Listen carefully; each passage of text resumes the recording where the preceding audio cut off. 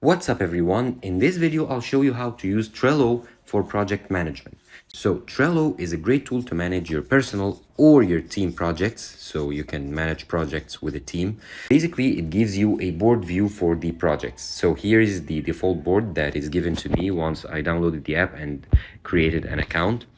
What you want to do is, like, if you have a task, you can add it as a card. So tap on add card and let's add an urgent task.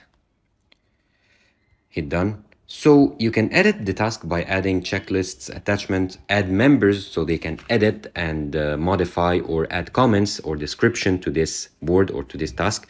And you can add labels or due dates and so on. The good thing about Trello is you can move cards between lists. So this list here, the urgent task, is in the things to do list. Once I'm working on it, I can move it, drag it with my finger to the doing list. And once it's done, I can add it to the done list. I can also add lists if I want to, and I can add members, my team members, by tapping on the three dots here on the top right corner. And here the top option is members. I can invite members with their email or their username if they are signed up with Trello. And I can also send invitation links if I hit invite here.